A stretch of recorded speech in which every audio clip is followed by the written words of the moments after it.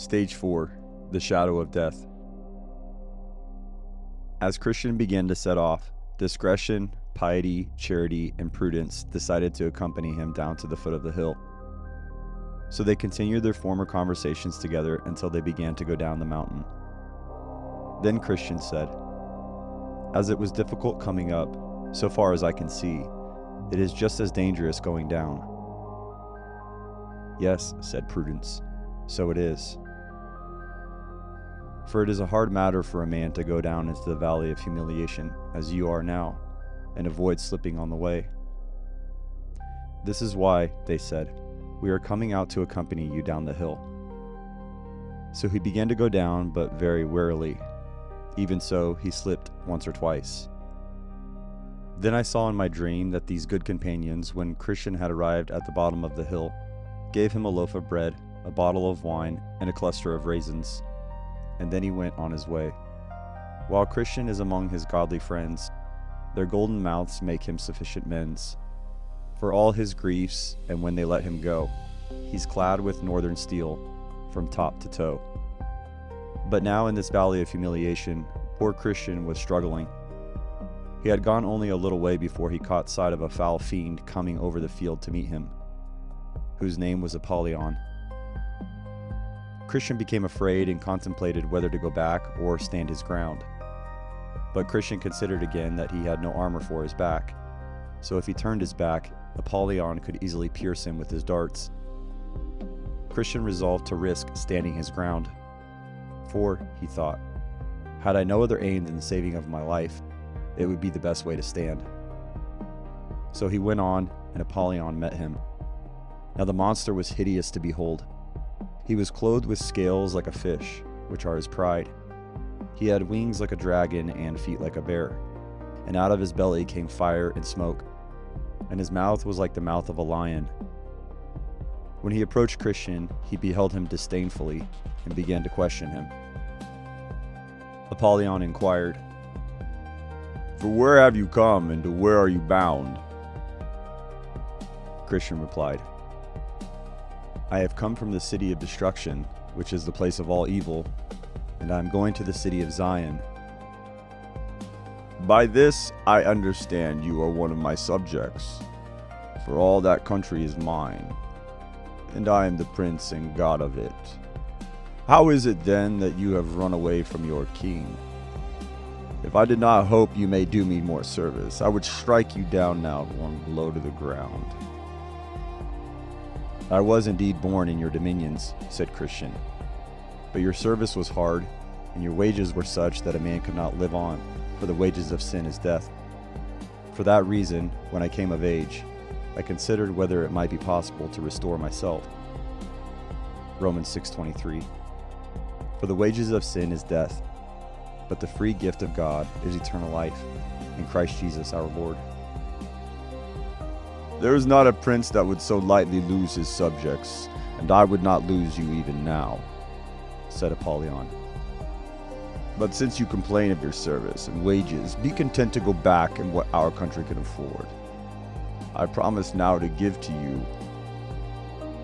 "But I have pledged myself to another, to the King of Princes," Christian replied. "So how can I with fairness go back with you?"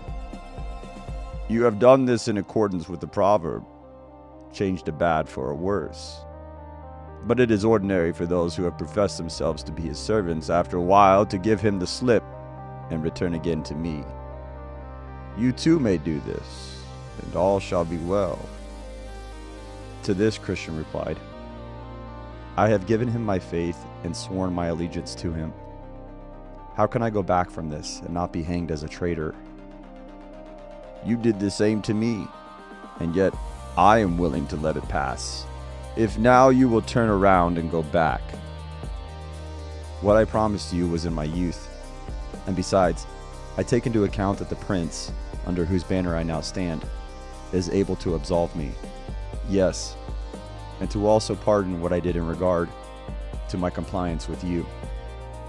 And besides, you destroying Apollyon to speak the truth, I like his service, his wages, his servants, his government, his company and country better than yours. So stop trying to persuade me, Father. I am his servant, and I will follow him." "Consider all this again when your blood has cooled," said Apollyon. "What you are most likely to encounter on the way, you will go. You know that for the most part his servants come to an ill end because they are transgressors against me and my ways. How many of them have been put to shameful deaths? You consider his service better than mine, while on the contrary, he still has never come from the place where he is to deliver any that served him out of their enemies' hands. But as for me, how many times, as all the world very well knows, have I delivered, either by power or fraud, those that have faithfully served me, from him and his, though taken by them, and so will I deliver you." Christian responded, "His patient restraint at present to deliver them is on purpose to test their love, whether they will be faithful to him to the end. And as for the ill end that you say they come to, that is most glorious in their account.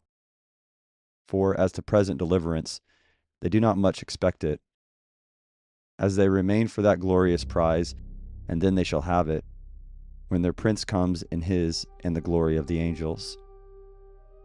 "You have already been unfaithful in your service to him," said Apollyon. "So why do you expect to receive wages from him?" "In what respect, O Apollyon, have I been unfaithful to him?" asked Christian.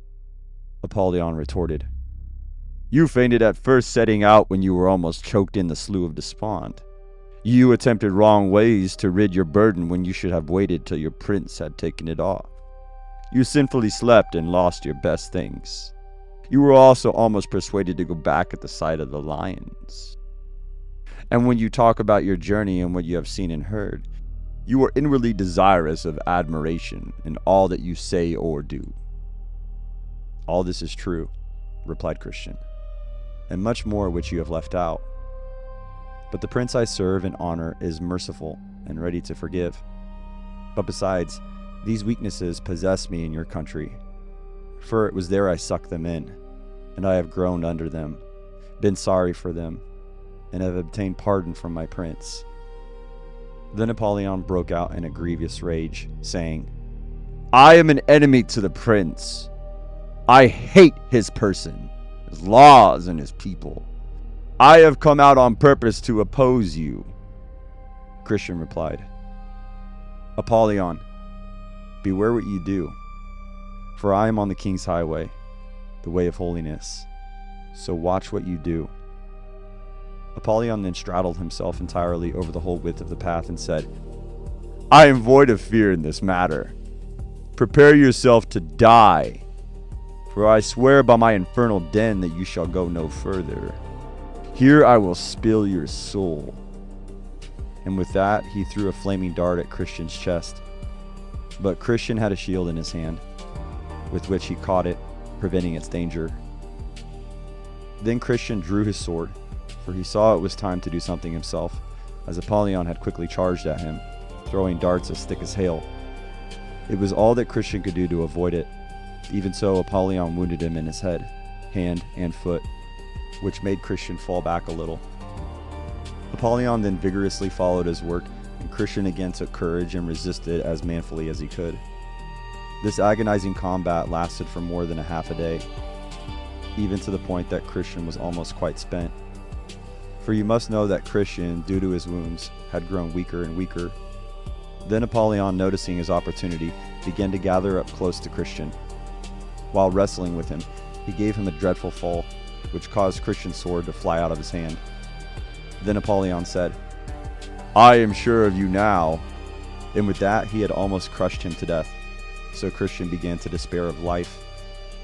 But as God would have it, while Apollyon was delivering his last blow, to inevitably make a full end of this good man, Christian nimbly reached out his hand for his sword and caught it, saying, "Rejoice not over me, O my enemy. When I shall fall, I shall arise." Micah 7:8. "Rejoice not over me, my enemy, when I fall. I shall rise when I sit in darkness. The Lord will be a light to me." And with that, Christian gave a deadly thrust, which caused Apollyon to fall back, as one who had received his mortal wound. Christian, believing that, went at him again, saying, "In fact, in all these things, we are more than conquerors through him who loved us." And with that, Apollyon spread forth his dragon wings and mounted away, and Christian saw him no more. Romans 8:37. In all these things, we are more than conquerors through him who loved us. James 4:7. Submit yourselves therefore to God. Resist the devil, and he will flee from you. In this combat, no man can imagine unless he had seen and heard, as I did, what yelling and hideous roaring Apollyon made throughout the fight. He roared like a dragon. Meanwhile, on the other side, what sighs and groans burst from Christian's heart. In all that time, I never saw him give so much as one pleasant look till he realized he had wounded Apollyon with his two-edged sword. Then he smiled indeed and looked upward. But it was the most dreadful fight that I ever saw. After the battle was over, Christian said, "I will give thanks to him that has delivered me out of the mouth of the lion, to him that helped me against Apollyon." And so he did, saying, "Great Beelzebub, the captain of this fiend, designed my ruin, therefore to this end. He sent him harnessed out, and he with rage, that hellish was, did fiercely me engage. But blessed Michael helped me, and I, by blow of sword, did quickly make him fly. Therefore to God, let me give lasting praise, and thank and bless his holy name always." Then there came to him a hand with some of the leaves of the tree of life. Christian took them and applied them to the wounds he had received in the battle, and was healed immediately. He also sat down in that place to eat bread and drink from the bottle that was given to him a little before. So being refreshed, he prepared himself for his journey, and with his sword drawn in his hand, he said, "I don't know if some other enemy may be at hand." But he did not meet with any other attack from Apollyon within this valley. Now at the end of this valley was another, called the Valley of the Shadow of Death.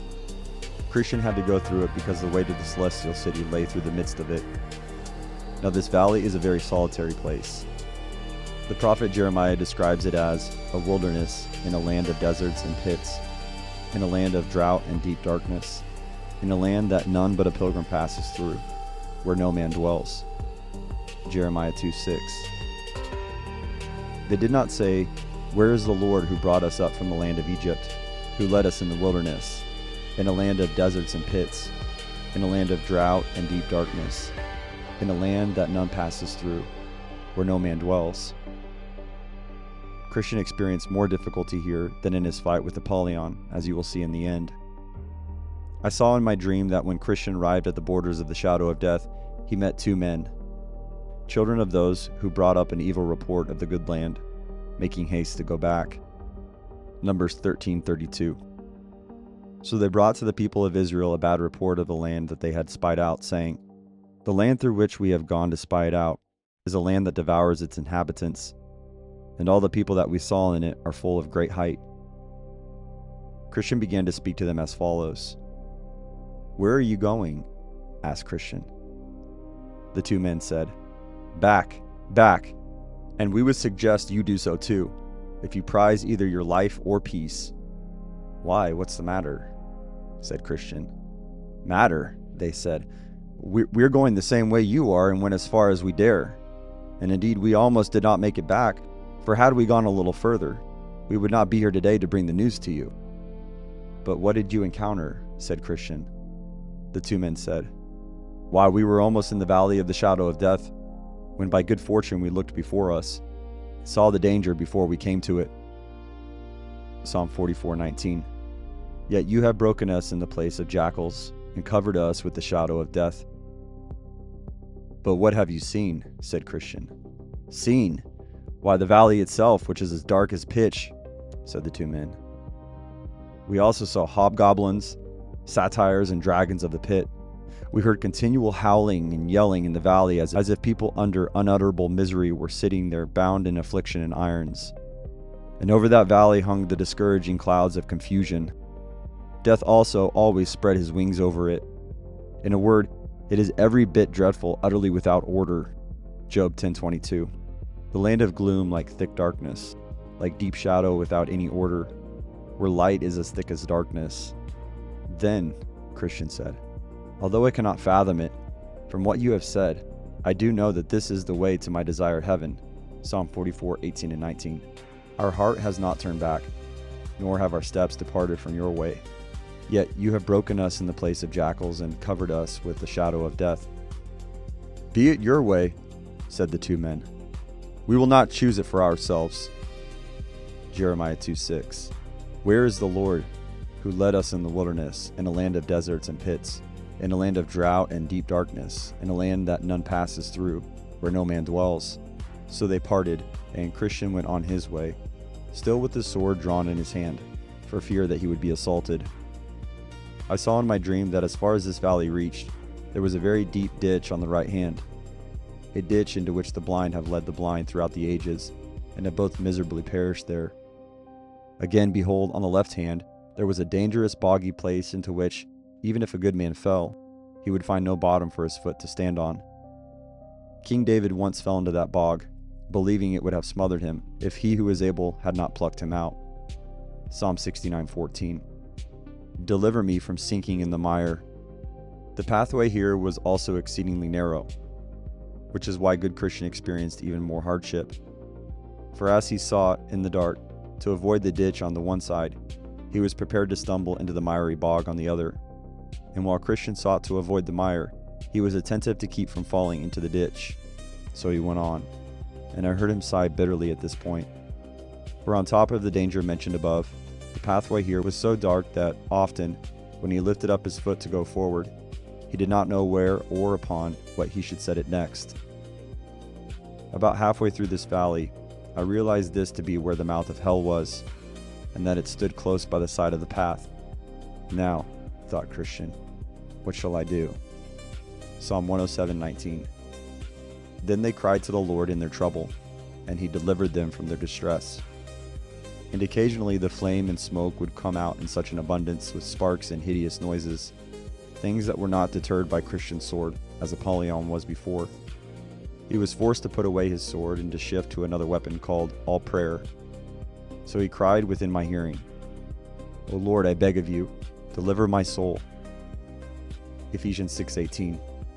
Praying at all times in the Spirit, with all prayer and supplication. To that end, keep alert with all perseverance, making supplication for all the saints. Psalm 116, verse 4. Then I called on the name of the Lord. O Lord, I pray, deliver my soul. So he went on for a great while.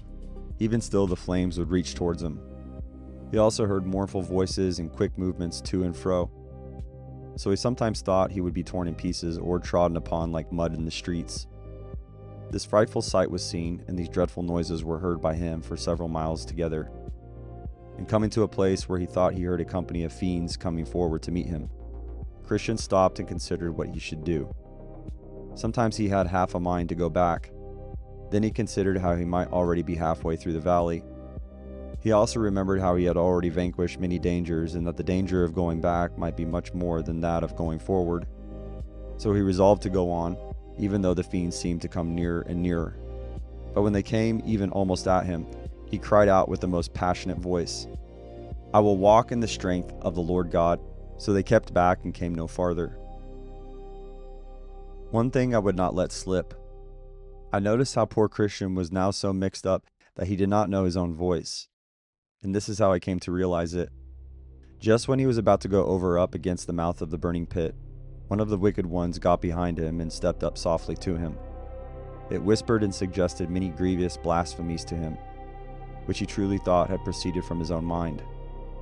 To even think of cursing the one that he loved so much was more distressing to Christian than anything he had met with before.